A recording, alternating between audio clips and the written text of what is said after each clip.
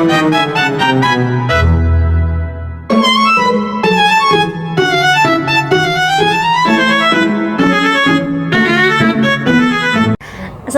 warahmatullahi wabarakatuh. Hai semuanya, ketemu lagi sama aku dalam mata kuliah penulisan berita dan juga artikel.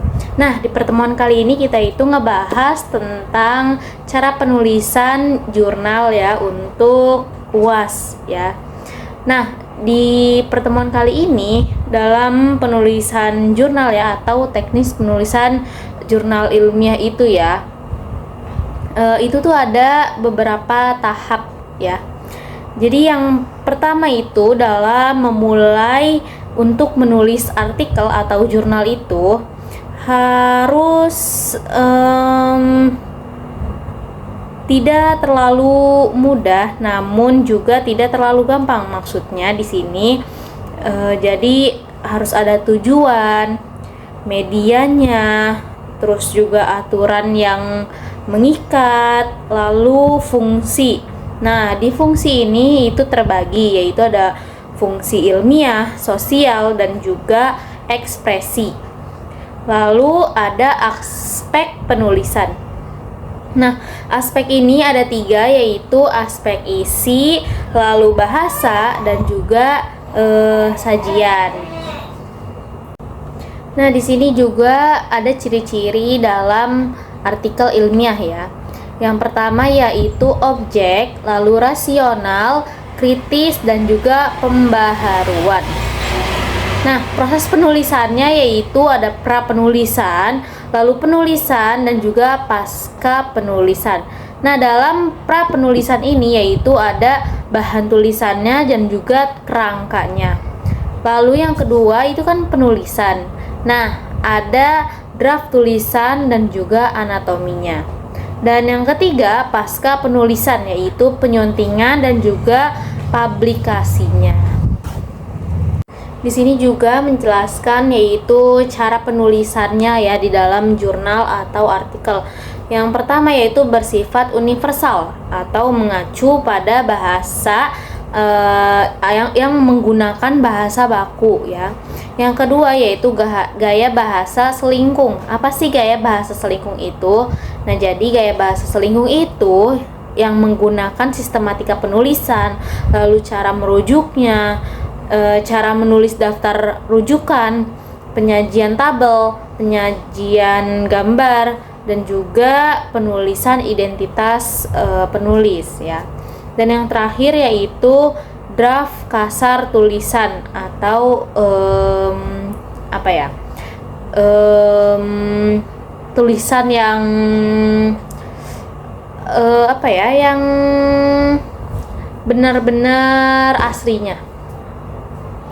Lalu anatomi penulisan. Nah, jadi dalam anatomi penulisan yaitu ada judul, lalu nama penulis, abstrak, lalu kata kunci, pendahuluan, landasan teoritis atau empiris, metode, hasil dan pembahasan, simpulan dan saran, lalu yang terakhir yaitu daftar pustaka.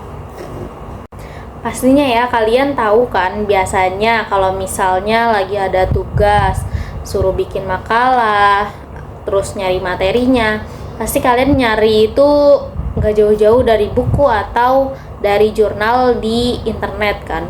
Nah, pasti dalam internet itu kan ada ya abstrak. Nah, di sini ada nih pembahasannya abstrak.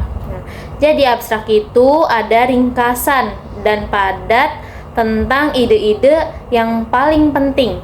Lalu di dalamnya yaitu masalah atau tujuan penelitian, lalu prosedur penelitian, dan juga ringkasan hasil penelitian. Nah, abstrak ini cukup 1 paragraf aja. Umumnya maksimum dalam penulisannya itu 200 kata. Dan juga tidak ada singkatan. Jadi misalnya nih tulisan tidak, biasanya kita singkat TDK. Nah, itu nggak boleh ya. Jadi langsung tidak gitu. Lalu ada kutipan, tabel, gambar, merek dagang, dan juga dalam bahasa Indonesia dan Inggris. Nah, jadi abstraknya itu kita menulisnya dua. Yang pertama itu bahasa Inggrisnya dan yang kedua bahasa Indonesia. Jadi menggunakan dua bahasa. Lalu dalam jurnal juga di bawah abstrak itu biasanya kan tertulis kata kunci ya. Apa sih gunanya kata kunci itu di dalam jurnal? Jadi kata kunci ini digunakan untuk mempermudah dan juga menelusuri artikel tersebut ya. Terus juga mempunyai makna yang khas dan juga jelas. Lalu menggunakannya yaitu 3-5 kata atau istilah yang dibahas di dalam artikel tersebut. Apa yang kita bahas? Baru yaitu setelah kata kunci ada pendahuluan ya. Nah, pendahuluan ini didahului oleh latar belakang atau rasional penelitian. Lalu yang kedua yaitu uraian permasalahan. Yang ketiga yaitu status ilmiah atau data dan referensinya.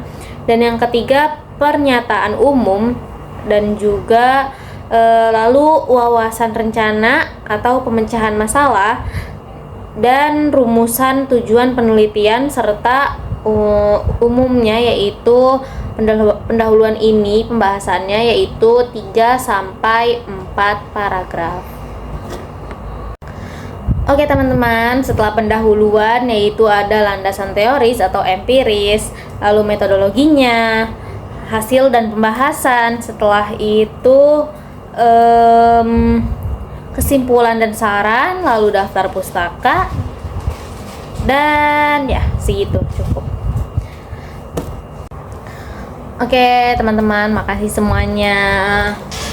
Jangan bosan-bosan, minggu depan kita ketemu lagi. Minggu depan aku bakal bikin lagi video untuk melengkapi tugas aku dalam mata kuliah penulisan berita dan juga artikel ya, untuk membuat learning journal setiap minggunya. Oke, bye bye, see you.